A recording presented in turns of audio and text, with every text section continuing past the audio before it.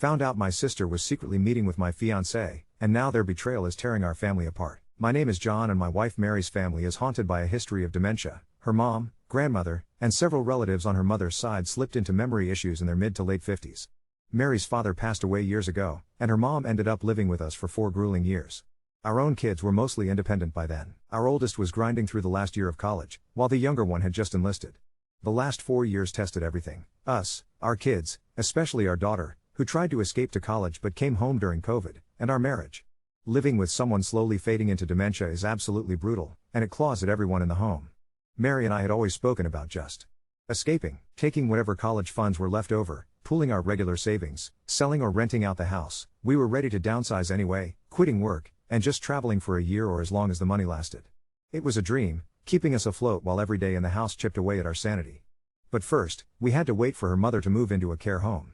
I knew her fear of developing dementia herself was enormous, and honestly, I was burnt out. Picture this: 2 people working remotely, 1 college student, 1 high school student, and my mother-in-law with dementia, all trapped in the same house during a pandemic. You try living through that. Finally, after months of waiting, a space opened up at the care home for her mom. Once she moved out, I thought, finally, a chance to breathe. But as soon as her mother left, Mary's mental health just imploded. She sank deep, so fast, swallowed by guilt for putting her mom in a home, and even worse, anxiety about her own future and dementia. The plan, our one bright spot, was to start traveling in the summer of 2024. Then, 2 months ago, everything detonated. I got home and found a note on the kitchen table. My friends would joke and call it Exhibit A. Mary told me she was going on our trip without me. She'd quit her job, drained most of our savings, and didn't know when she'd be back. Maybe a year, maybe not. But she knew I'd understand. Her phone location was off, every call went right to voicemail. One last flourish, she signed off almost cheerfully. Stunned, I snapped a photo of the note and sent it to our kids. Our finances were always complicated but functional. We both had separate checking accounts for our direct deposits, but funneled most into a joint account for bills and savings. Both of us had access to main savings. Joint credit cards for household stuff, both cars and the mortgage in both names. We each also had our own little piles, small savings accounts, retirement accounts, and our own credit cards for gifts or little splurges. First thing I did was slam the brakes on everything joint. I closed cards and accounts. I waited a month, giving her the chance to come back before torching the rest of our savings. But after only 1 text in a month, I called a lawyer. The lawyer was blunt: there was really nothing I could do yet, except to change my retirement account and life insurance beneficiaries. Yay, if I die while she's out living my dream vacation, she gets nothing. Since it had just been a month, I had no way to serve her with papers. On my lawyer's advice, I kept the mortgage, car payments, and bills all current. The cost of forcing the sale of any joint assets was too high for now, more expensive than slogging through the payments. I couldn't let a car get repossessed and destroy my credit, but I also couldn't sell it. She's on the title. Occasionally, I'd get a random text from Mary or see that she'd posted on Instagram. Always with comments turned off, of course. I wanted to block her so badly, but my lawyer insisted on keeping a communication channel open. Anything not through the kids. Her last post? Hawaii. She even wrote in the caption about what a great husband I was to let her take this trip. I'm barely afloat here, scraping together 2 car payments, mortgage, bills, insurance, praying nothing catastrophic happens since my savings are eviscerated. And she's out there, basking in the sun, living the fantasy we planned together. Fuck her. What really gets me is this: I cared for her mom, and then for her, when she was falling apart. 4 years, giving everything, taking slings and arrows just to keep the ship afloat. Now, my reward is silence and abandonment. I'll never take that trip. I'm probably putting off retirement until I'm in a wheelchair. The only real comfort is that both kids are furious with her, but I know, deep down, that they'll probably forgive her one day, and I'll just be the guy left in the empty house. Double fuck her. I'm not naive, I know she's probably hooking up with guys out there. Mary's always been beautiful, never any shortage of attention. I sent her a text on a frustrated, lonely night, just bluntly asking, was she sleeping around? A full week later, she sends a flat "I'm not" right back. Sure. So, that's where I am, Friday night, drinking alone, stuck paying bills while she's probably somewhere on a beach, watching the sunset. Triple fuck her. Later, I realized I needed more advice about the finances. My lawyer had given me tons of options and advice, but the upfront costs of making anything happen are steep: finding her, serving her, getting a judge involved. It would cost a fortune. So I'm keeping up with the bills, meeting soon with my lawyer to talk more about the missing savings. It wasn't until I scraped together the monthly nuts and bolts that I realized just how tight money had become. Now, every unexpected expense feels like a sword hanging over my head. The family knows what happened, all the people who matter. My daughter has been talking a lot to her aunt, Mary's youngest sister. I wish I could have been there more for my daughter in those terrible early days, but, thankfully, She's always had a tight bond with her aunts and uncles. It means everything, seeing her lean on people who really know her mom, even if I can't give her the comfort she needs myself. Update 1. Now that the financial situation has become a bit more manageable, I'm feeling much more positive. At this point, I'm running up debt, but I know I'll pay everything off when I finally sell the house. Even with the lawyer fees, I have another 6 to 8 months before money becomes a real worry, assuming no major emergencies crop up. A friend's wife gave me some advice that stuck with me: don't go from being the hero to the villain in your kids' eyes. How I talk about and treat their mother now will shape how they see me for years to come. Honestly, I don't give a damn about my wife anymore, but I'm also not interested in making her look sympathetic or, worse, driving the kids away from both of us. So I'm careful. I keep my mouth shut when I need to. I followed up with my lawyer, and she made things a lot clearer. We're going to make my wife pay back the savings she took, by reducing her share of the assets. Any division will take that into account, along with the household money I spent on my own while she was gone. There's enough equity in her share of the house, and in her retirement plans, to cover all that. The reality, though, is that after almost 25 years together, our finances are so tangled that my wife is going to get some share, no matter what. Best case scenario? She just agrees to everything and things are done quickly and cheaply. But if she fights it, then it gets complicated and expensive. My lawyer laid out all the possible costs and options, so I'm going to mostly just wait it out. To give myself some breathing room, I opened a couple of credit cards with those 0% promo rates for transfers and purchases. That lets me conserve cash, and I'll pay it all off once I sell the house. With the money stress easing up, I'm honestly enjoying her absence. I'm free to do what I want, whenever I want. For the first time I can remember, the house is quiet. I don't have to cook or clean or take care of anyone. I'll be real, I did love my wife, but her mental health weighed down our marriage for years. Until now, even with all the struggles, it felt worth it. The first month or so was weird. I kept expecting her to be there when I got home, or thinking she was at the door when I heard a noise.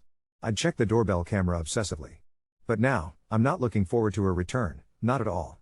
She has to come back eventually, and with her comes the divorce, getting the house cleaned up to sell, dividing all our stuff, finding a new place to live. It's overwhelming to even think about.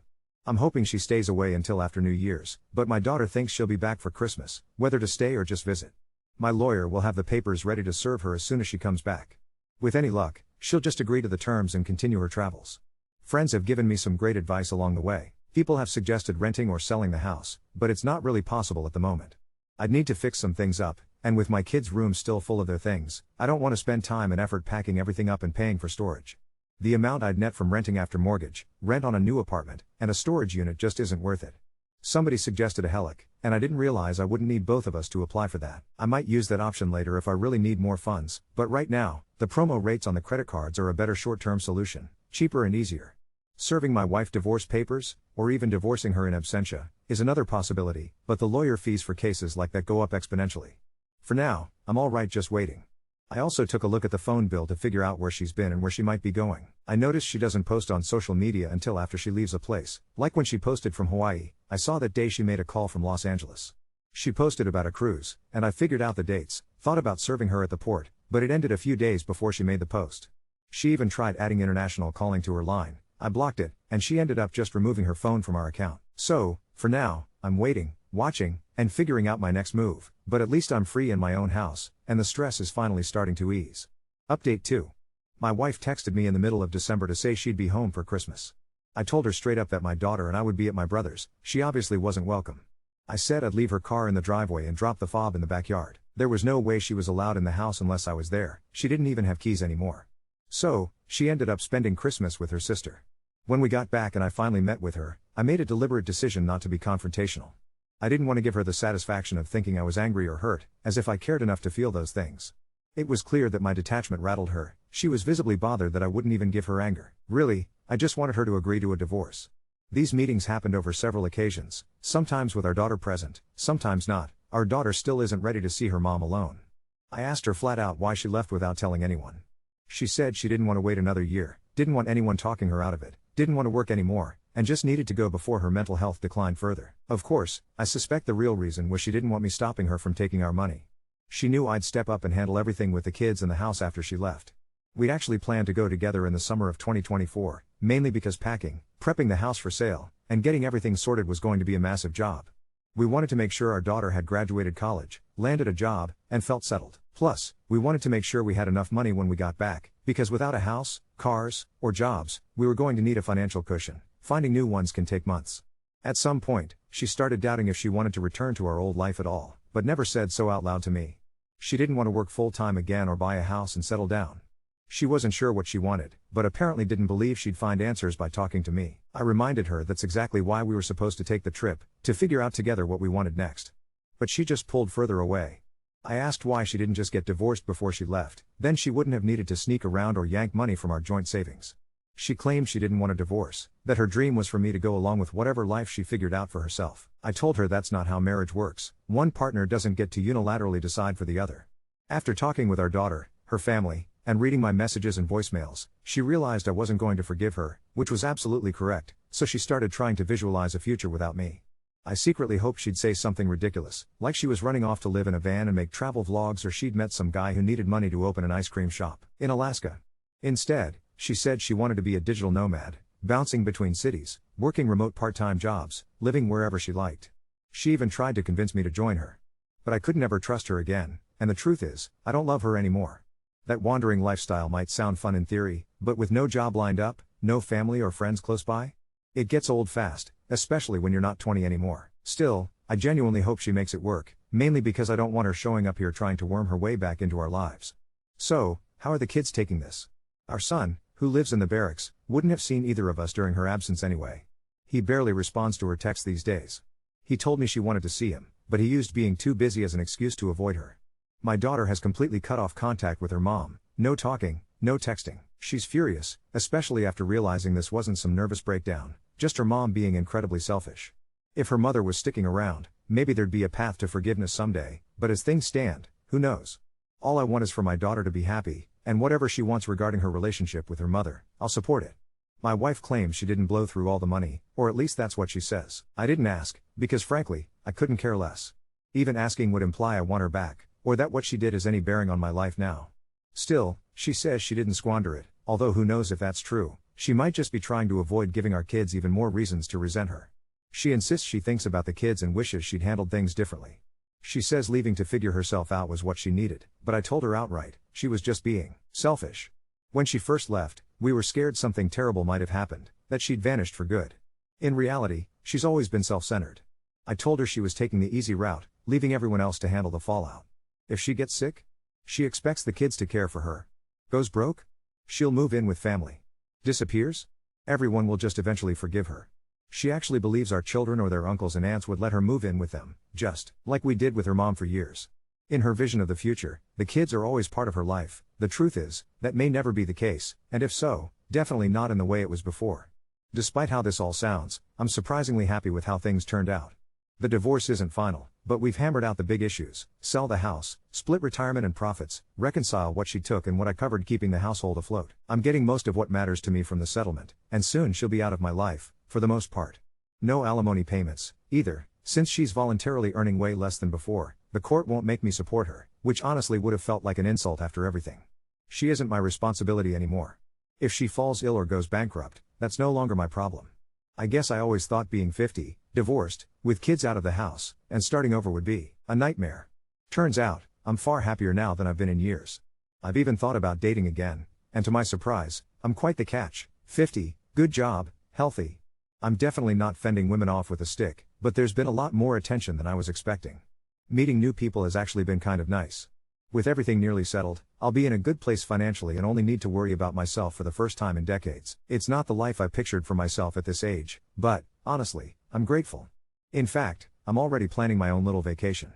The future actually looks pretty bright. Update 3. I thought I was done writing these updates, honestly. Life had settled into this surprisingly comfortable routine: work, gym, the occasional date, house slowly getting prepped for sale. But then March happened, and everything went sideways again in ways I never saw coming. So remember how Mary said she wanted to be a digital nomad? Turns out that was complete bullshit. My daughter came home from work one day looking like she'd seen a ghost. Apparently, one of her coworkers had been showing everyone this Facebook post from her aunt, Mary's sister, congratulating Mary on her engagement. Yeah, you read that right. Engagement. My first thought was that it had to be some kind of mistake, maybe an old post or something. But no, there were photos. Mary, beaming, with some guy I'd never seen before, holding up her left hand with a ring that definitely wasn't the one I'd given her 25 years ago. The caption from her sister was gushing about how Derek had proposed during a romantic dinner in Costa Rica, and how they'd be settling down in Austin together. I just stared at my daughter for a solid minute. She was crying, not the angry kind, but the heartbroken kind that cuts right through you. Here we were, divorce not even finalized yet, and her mother was already planning wedding number 2. The timeline didn't add up at all. Mary had been back for those meetings in December and January, talking about being alone and figuring herself out. But if she's engaged now in March, when did she even meet this guy? I started doing the math, and it made my stomach turn. She'd been gone for 8 months before Christmas? Plenty of time to meet someone, get serious, and now get engaged. I called my lawyer immediately. Turns out, this actually works in our favor legally. If she's cohabitating or planning to remarry, it strengthens our position on the settlement. But personally? It felt like getting punched in the gut all over again. Not because I wanted her back, but because it confirmed what I'd suspected all along. She'd been lying about everything. The worst part was watching our kids process this. My son called me from base, absolutely furious. He said he felt like an idiot for ever feeling guilty about cutting her off. My daughter just shut down completely, wouldn't talk about it, wouldn't cry, just went to work and came home and disappeared into her room. About a week later, Mary finally texted me. I know you probably heard. Can we talk? I didn't respond for 3 days. When I finally did, I just said, lawyer handles everything now. Don't contact me directly anymore. But she kept pushing, called twice, left voicemails saying she needed to explain, that things weren't what they seemed. Finally, I answered just to make it stop. John, please, just listen, how long? I cut her off. What? How long have you been with him? Don't lie to me, Mary. I'm done with the lies. There was this long pause, and then, since September. 2 months after she left. So much for finding herself. Were you planning to tell the kids before they saw it on Facebook? Another pause. Derek thought we should wait until the divorce was final. Derek. I almost laughed. Well, Derek sounds like a real winner. Does Derek know he's marrying someone who abandons her family when things get tough? She started crying then, which just pissed me off more. It wasn't supposed to happen like this. I met him at a hostel in San Jose, and he was so kind, and he understood what I was going through, what you were going through. I hung up. Here's the thing that really gets me, I'm not even hurt about her moving on. I genuinely don't care who she's with. But the fact that she put our kids through hell, made them think their mother had some kind of breakdown and needed time to heal, when really she was just off playing house with some guy she met backpacking. That's unforgivable. My daughter hasn't spoken to her since the engagement news broke. Won't even read her texts. Mary's been calling her sister, apparently, begging her to help fix things with the kids. But my daughter told her aunt straight up, she made her choice. She chose Derek over us. The really messed up part? Last week I got a friend request on Facebook from Derek himself. This guy I've never met, never heard of until 3 weeks ago, wants to be Facebook friends. I clicked on his profile before declining, and Jesus Christ, the guy looks like he's barely 40. Tons of travel photos, motivational quotes about living your best life, the whole midlife crisis starter pack. There's even a photo of him and Mary from what looks like New Year's Eve, which means she was with him while she was texting me about coming home for Christmas. My lawyer says the engagement actually speeds up our timeline. Mary wants to get remarried quickly, which means she's motivated to finalize our divorce. We should have everything wrapped up by summer instead of dragging into next year. I'm selling the house in June. Already found a nice condo downtown, closer to work, with a guest room for when the kids visit. It's going to be weird, starting completely over at 50, but honestly, after everything that's happened, I'm looking forward to it. The strangest part of all this is that I'm not angry anymore. I was, for about a week after finding out about Derek. But now I just feel relieved? Like the last piece of the puzzle finally clicked into place. Mary didn't leave to find herself. She left because she was selfish and impulsive and found someone new to take care of her. It's actually better this way, no ambiguity, no wondering if I should have tried harder to work things out. My daughter asked me last night if I thought Mom would invite us to the wedding. I told her honestly, I have no idea what your mother is thinking anymore, but whatever she decides, we'll handle it together. Derek can have her. Good luck to both of them. Final update. I really thought Derek was going to be my last update, but life apparently had other plans. It's been about 3 months since the engagement bombshell, and just when I thought things were finally settling down, everything exploded again, this time in ways that make the whole finding herself story look even more ridiculous. So the divorce got finalized in June, just like my lawyer predicted. Mary was eager to sign everything quickly, probably so she could run off and marry Derek without any legal complications. The house sold faster than expected too. Apparently the market's still hot, even with all the economic uncertainty. I moved into the downtown condo and honestly, it's been great. Quiet, modern, close to everything. For the first time in years, I felt like I could actually breathe. My daughter had started coming around more often, Sunday dinners, that kind of thing. She still refused to talk to her mother, but she seemed to be doing better overall. My son got leave in July and spent a week with me, which was nice. We didn't talk much about Mary, but when we did, he just shook his head and said he was done trying to understand her choices. Then last week happened. My daughter calls me at work, crying so hard I could barely understand her. I immediately thought something terrible had happened, car accident, someone died, whatever. But no. Turns out Mary's youngest sister, the one who'd posted the engagement announcement, had called my daughter directly. Apparently, Mary had been trying to reach the kids through family members since they wouldn't take her calls. But that wasn't why my daughter was crying. Her aunt had let slip something that Mary definitely hadn't intended to share. Derek isn't some random guy she met backpacking in Costa Rica. He's married. Still married. With 2 kids back in Austin. I sat there in my office, phone pressed to my ear, listening to my daughter sob, and I felt this cold rage wash over me. Not because I cared about Mary anymore, but because she'd put our kids through all this pain for what? A married man who was probably just looking for a vacation fling? Here's where it gets even better. Mary's sister only found out because Derek's wife somehow tracked her down on social media. Apparently Derek had been separated from his wife for months, or at least that's what he told Mary. But his wife had a very different story. She'd been posting family photos with Derek all through the spring, including Easter and Mother's Day. The separation was news to her. Derek's wife had seen the engagement photos and decided to do some digging. Found Mary's social media, then her family's accounts, and started connecting the dots. When she realized Derek had been telling Mary he was getting divorced while telling her he was just taking some time to think, she lost it and started calling everyone she could find. The timeline is insane when you piece it all together. Derek was apparently on some kind of guy's trip to Costa Rica in September, except he never came home when he was supposed to. His wife thought he'd extended the trip to clear his head about their marriage. Really, he was just shacked up with my ex-wife, spinning stories about being separated and ready to start fresh. Mary's sister told my daughter that Mary was devastated and had no idea Derek was lying. Right. The woman who snuck out of our house in the middle of the night and drained our savings because she needed to find herself somehow got completely blindsided by a married man lying to her. I'm sure that's exactly how it happened. But wait, it gets worse. 2 days after my daughter called me, I got a text from Mary. First direct contact since I'd told her to go through the lawyer. Just, can we please talk? I know you hate me but I need help. I didn't respond for a day, but curiosity got the better of me. I called her back. She sounded awful.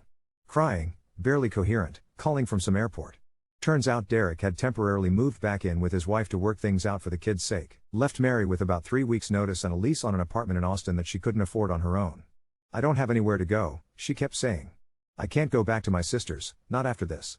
I can't face them. I almost laughed. Almost. What exactly do you want from me, Mary?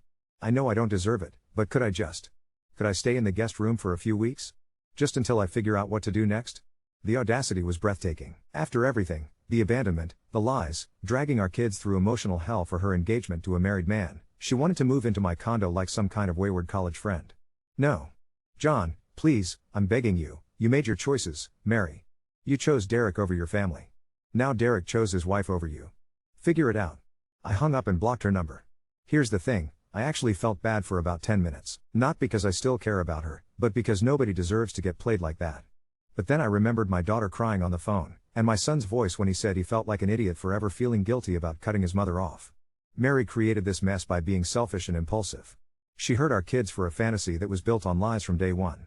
Derek's probably just the latest in a series of bad decisions she's been making since she walked out our door. My daughter came over for dinner yesterday and seemed lighter somehow. She said knowing Derek was married actually made her feel better. It confirmed that everything her mother had said about finding herself and needing to figure out what she wanted was complete garbage. There's something clarifying about finally having the full truth, even when it's ugly. I have no idea where Mary ended up. Don't really care, either. What I do know is that I'm sleeping better than I have in years, my relationship with my kids is stronger than ever, and I'm actually excited about dating again. Met someone last month who seems genuinely kind and honest. What a concept. Derek can keep her. Or his wife can keep him. Either way, it's not my problem anymore.